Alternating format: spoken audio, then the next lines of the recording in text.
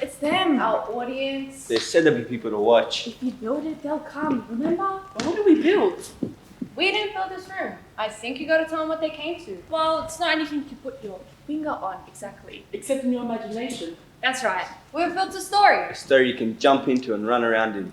This story's gonna scare you. And make you say, hurrah for the good guys! Look, you guys, we can't do this alone. You have to join us in the story. Or it won't be as exciting. Trust us. So say it with us. 3, 2, 1. Hurrah for the good guys! So anyway, that's it. We've built a story. And Hold it. what? We've built a story? You better tell me who helped us build the story. Oh yeah, a guy named Shakespeare. William Shakespeare, great writer. Will. He couldn't be with us today because, well, he's dead. But he left a lot of great stories to remember him by. And we're going to tell you one today.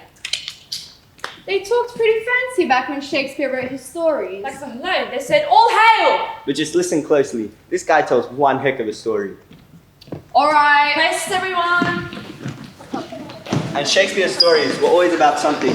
And he did it without a single computer-generated special effect. The one we're going to take today is about a guy who wanted something that didn't even belong to him. And what he was willing to do to get it. And what happened to him because he was so mean and greedy. The guy's name was Macbeth. Everybody say that. 3, 2, 1. Macbeth! So stick with us and you'll see some surprising things. When shall we three meet again? In thunder, lightning, or in rain? When the hurly-burly's done, when the battle's lost and won. That will be here at the set of sun. Where the place? Upon the heath. There to meet with Macbeth. Fair is foul and foul is fair. Hover through the fog and filthy air.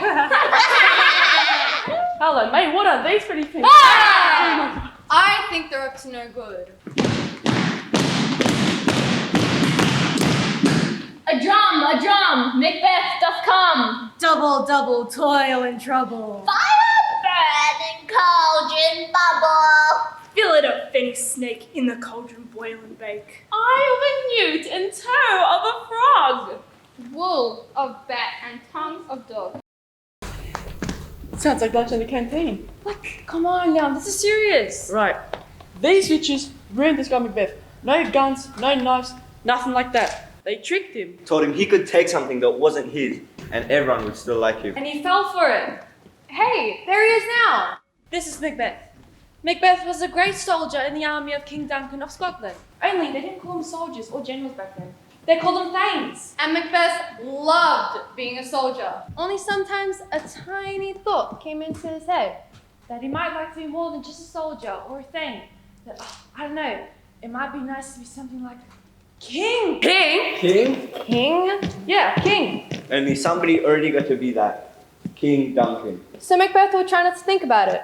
So one day, Macbeth and his best buddy Banquo are coming back from a battle. 3, 2, 1. Da, da, da, da, da. So Macbeth and Banquo are coming back from this battle, and they come across those witches in a field. Well, good grief. You don't run across witches every day. So Macbeth and Banquo stop to chat. Scale of dragon, tooth of wolf. Eat those body parts again. Adder's fork and blindworm sting. Lizard's leg and hell its wing. And they start to throw these gushy things into their pot. Ew. How now, you secrets, black and midnight hags? He sure knows how to talk to girls. What are these, so withered and so wild in their attire? They look not like the inhabitants of the earth, and yet are on it. Speak if you can. What are you? All hail Macbeth. All hail. All hail. All hail Macbeth, that shall be king hereafter. What? Say you? All hail Macbeth, that shall be king hereafter. Say from whence? You owe me this strange intelligence, or why upon this blasted heath you stop away with such pathetic greeting? Speak! I charge you! 'Tis strange, and oftentimes to win us our harm, the instruments of darkness tell us truths, to win us our honest trifles, to betray us in deepest consequences. But, King, What are they? Some kind of fortune telling? They say he's gonna be king. But King Duncan is already king. Okay, guys, here's the problem. Right here. You want something you can't have, and right away, somebody you know, you probably shouldn't be hanging out with anyways, tells you can have it. But Macbeth raced home pretty fast to tell his wife that the witches say he's going to be king. Here's Macbeth's wife.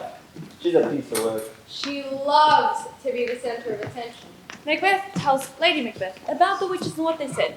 And boy, oh boy, Lady Macbeth would really like to be queen. Come, you spirits, that tend on mortal thoughts, put me from the crown to the toe-top full of direst cruelty. I think she's got an idea. She says to Macbeth that the next time King Duncan comes for a sleepover at Dandenong, That's the name of the Macbeth castle. They should kill him. And what do you know? Lord, milady, the king comes here tonight. Thou art mad to say it. Yeah! The raven himself is hoarse, who crows the fatal entrance of Duncan under my battlements. Come, thick knight, and pull thee and dun a smoke of hell, that my keen knife see not the wound it makes, nor heaven peep through the blanket of the dark, to cry, hold, hold, husband? Bear welcome in your eye, your hand, your tongue. Look like the innocent flower, but be the serpent under it. in other words, they're going to be really kind to the king and kill him tonight, so Macbeth will be king tomorrow. And because Macbeth is so ambitious. That is, nothing is ever enough for this guy. He says okay. Okay, guys, get ready to greet the king. He's coming to the Macbeth castle. All hail the king!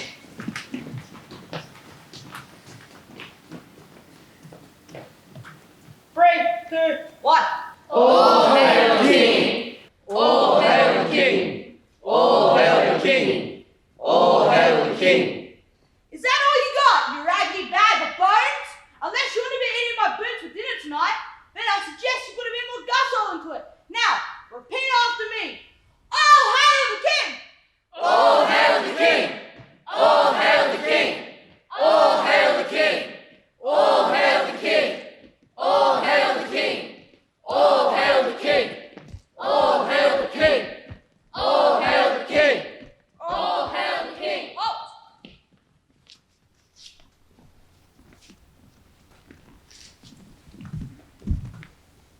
Fair and noble hostess, we are your guests tonight. Conduct me to mine host. We love him highly, and shall continue our graces towards him. By your leave, hostess.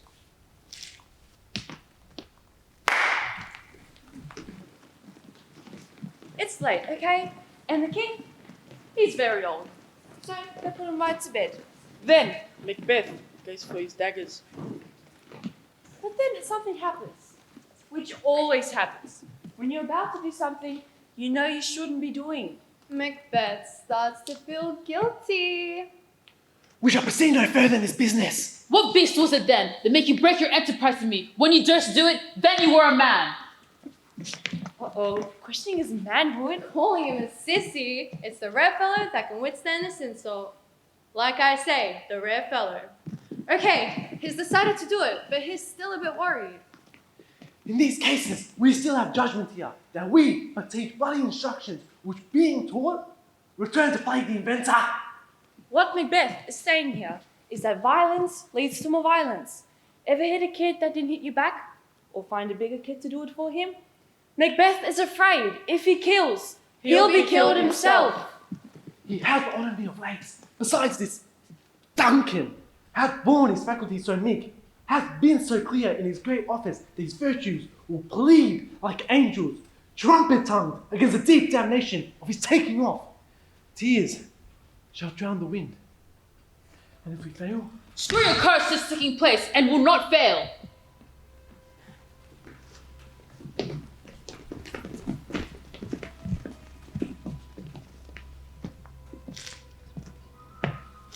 Macbeth!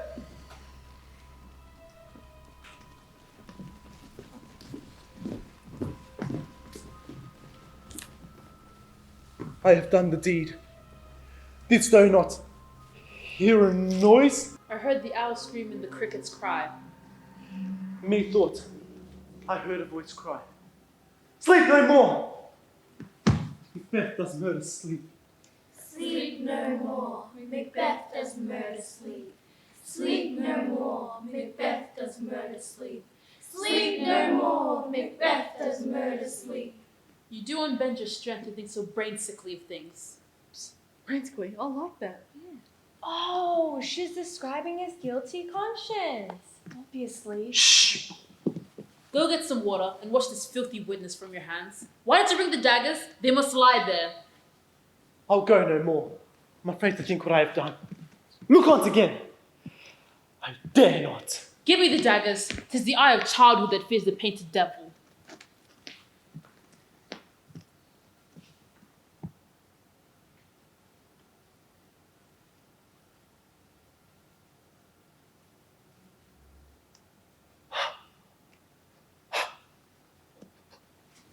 Will all great Neptune's ocean wash his blood clean from my hands? My hands are of your color, but I shame to wear hearts so white. Retire we to our chamber. A little water cleanses of this deed. You think you can wash off a murder with just a little water? Don't bet on it. So they go to wash the blood off their hands. But before they go, Macbeth goes back to grab what he came for in the first place. King Duncan's crown.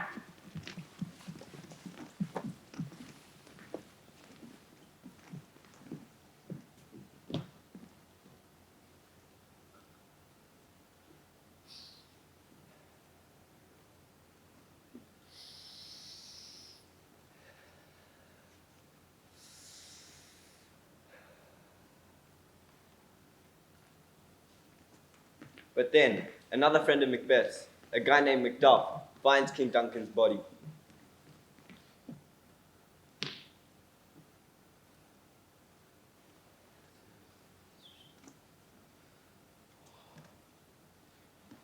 Har, har, har, har. Har, har, har. Har, har, har. Har. Thank God, cannot conceive nor name thee. What's the matter? Confusion hath made his masterpiece. Sacrilegious murder hath broke out. And the Lord's anointed temple and so things. The life of the building. We knew his majesty. Approach his chamber and destroy your sight. Do not bid me to speak.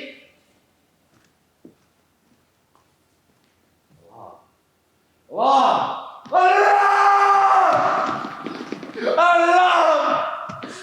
Murder! And treason. Everyone is suspicious. you see, Macbeth and Lady Macbeth blamed King Duncan's soldiers. But nobody believes it. Everybody thinks it was the Macbeths.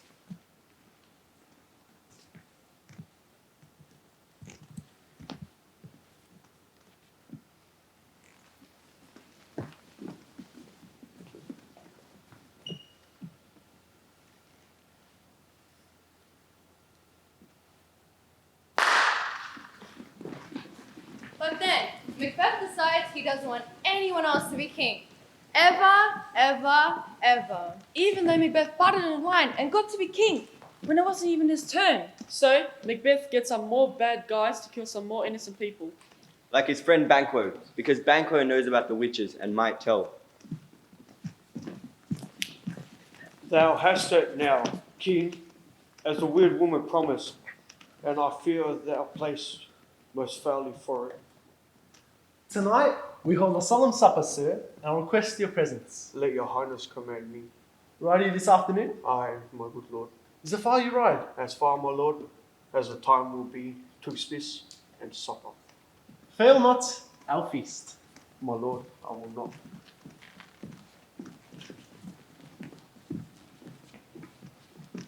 Clearly, Macbeth doesn't trust anyone. So Macbeth and Lady Macbeth decide if they throw a party, people might like them better. Only the guest list is kind of short because Macbeth has killed a lot of people. King Duncan, the guards, Banquo, his uncle, his cow, his great-great-great-great-grandmother. But someone does show up at the party that Macbeth doesn't expect. The fresh ghost of Banquo appears and nearly scares Macbeth out of his skin. Quit my sight! Thy bones are marrows! Thy blood is cold! Nobody else can see the ghost, so they all think Macbeth is crackers. What is it that moves you, Your Highness? Which of you have done this? What, my good lord? They can't not say I did it! Never shake thy gory locks at me! Gentlemen, rise! His Highness is not well. So Lady Macbeth has to let the few little guests get away, even before the dessert. Which is not a good time to be leading a party. Like before the birthday cake.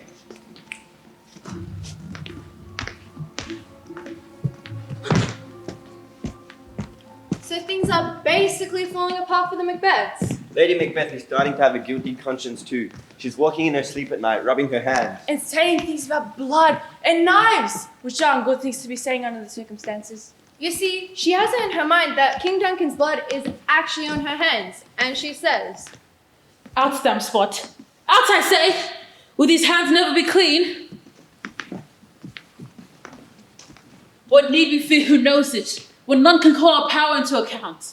Yet who would have thought the old man to have so much blood in him? Look not so pale, I tell yet again. Banquo's buried, he cannot come out of his grave. There's the smell of blood still. All the perfumes of Arabia will not sweeten this little hand. What's done cannot be undone.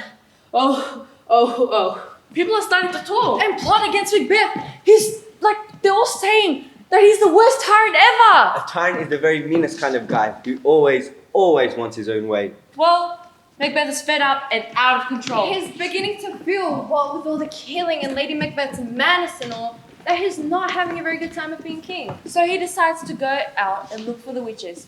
But this is when the witches really trick him.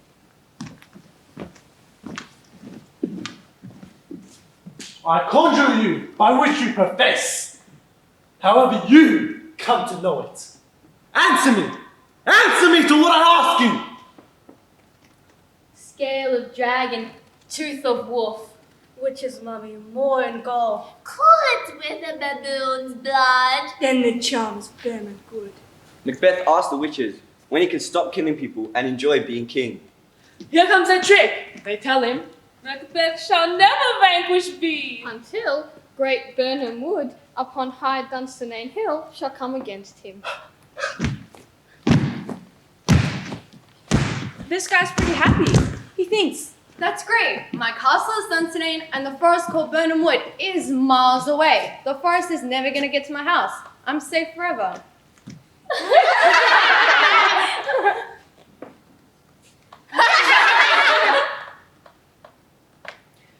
He's as happy as getting a HSP on the house. But when he gets there, some bad news is waiting for him. The queen, my lord, is dead.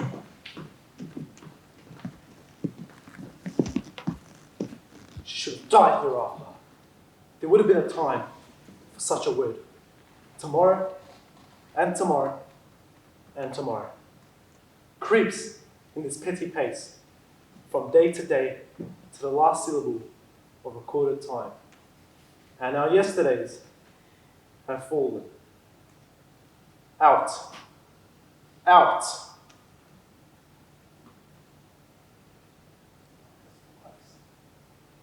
A life's but a living shadow.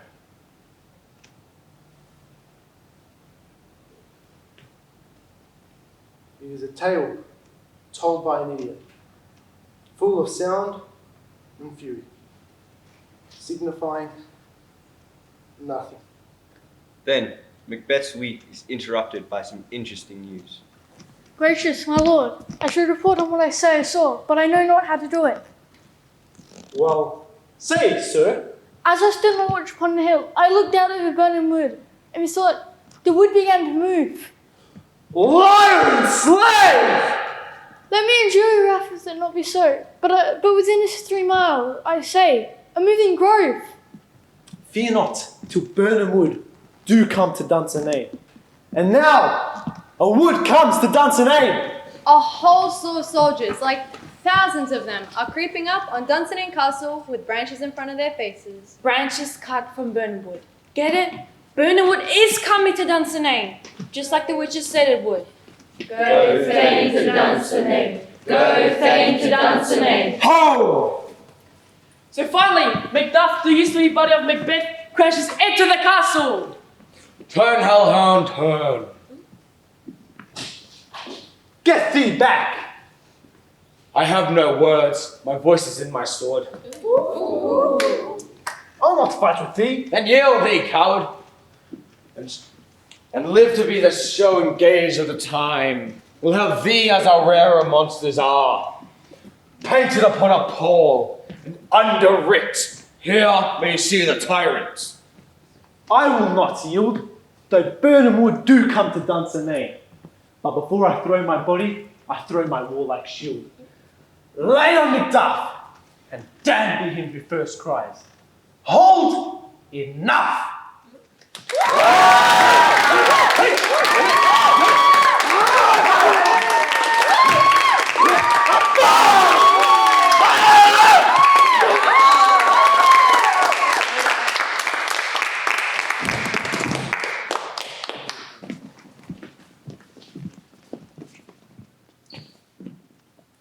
You too would say, wrong tyrant?